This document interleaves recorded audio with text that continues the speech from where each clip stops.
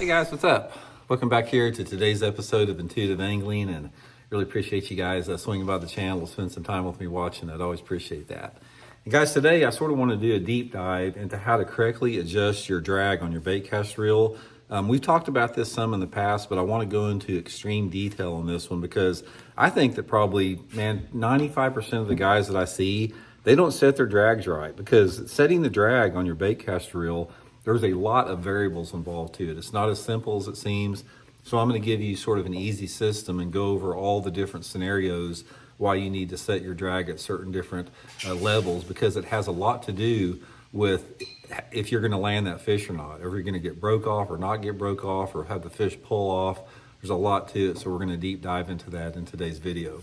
Also, guys, quick invitation. I just want to let everybody know that I've started up my on the water lessons again. If you're interested in booking one, just go to my Facebook page, Randy Blockett Professional Angler, and shoot me a private message. I can give you the information, everything for that. And also, please consider hitting that subscribe button here at Intuitive Angling. Free and easy. It's a great way to support the channel, so appreciate that. Okay, guys, I'm going to show you this. First of all, this is that new Zata tact Abu Garcia reel I got a couple weeks ago. Guys, if you're interested in getting a good reel, Tackle Warehouse partnered with this particular reel to help benefit our first responders and military veterans. Proceeds of the part of this reel sale, if you buy it through Tackle Warehouse, benefit our veterans and our first responders. So I'll put the Tackle Warehouse link in the description to this Zata tact reel if you want to pick one up. I really, really like it a lot. Okay, guys, setting the drag on here. Now, here's what you need to remember on this. First of all, you need to not use a drag. Now, there's the only reason that you want to use this drag here, as far as the star drag that comes on a reel here, is for a safety mechanism in case you mess up. But what you should do is you need to replace using a drag with pushing the thumb bar on your reel like that when you're fighting the fish. Now, there's two different aspects of it. There's setting the hook, and then there's fighting the fish, and we'll talk about that. But in terms of fighting the fish, never, ever, ever, never rely on your drag when you're fighting a fish to try to compensate for a run. You don't ever want to do that. Same with the spinning reel. What you want to do is, like, say, for example, you set the hook on a fish and you're fighting that fish and you can tell it's a good one, and it starts to make a run, that is a powerful run. What you want to do is you push that thumb bar and you you put tension on that thumb bar as that fish moves out, and then you can put as little or as much tension on that thumb bar as you want to. So say, for example, if you're using 10-pound test line on a bait caster, you got a big 5 or 6 or 7 pound bass out there, and it's stripping, or it's trying to take line, you can control how much tension you want on that, and that tension depends upon your line test. It depends on what type of hook you're using. If you may be using a little bitty small crankbait hook, so you really want to just barely put tension on it so they can really take as much line as they want.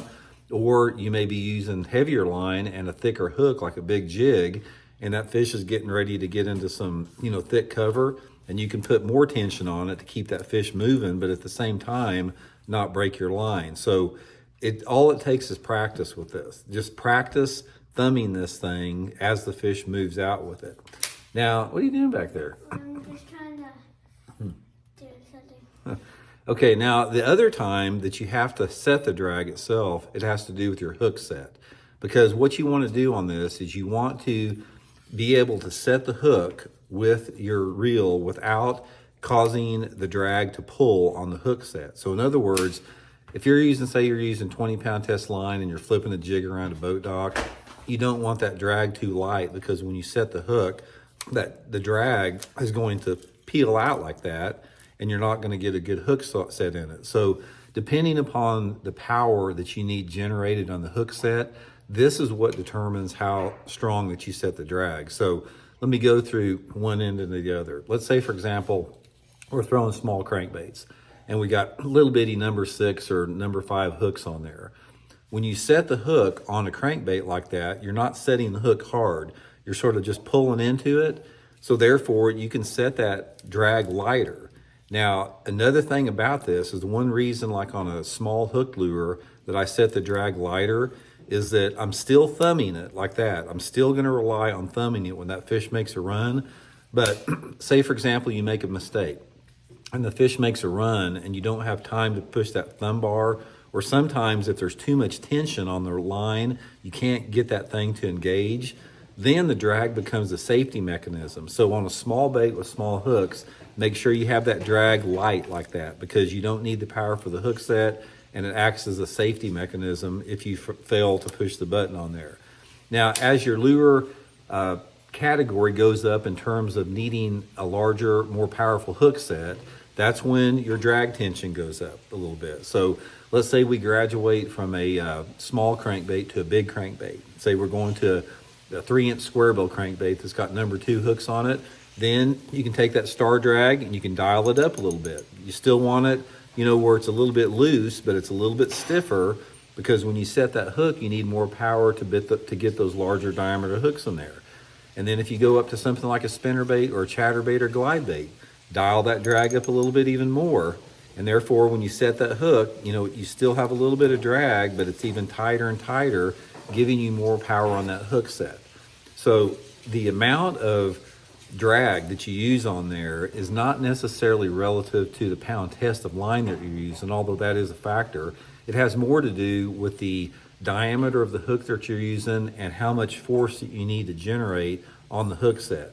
The more that you have to actually move that hook and penetrate that hook by force into the fish's mouth, which is usually by a single hook lure like a spinnerbait, a jig, or buzzbait, or worm, that's when you're going to need it tighter.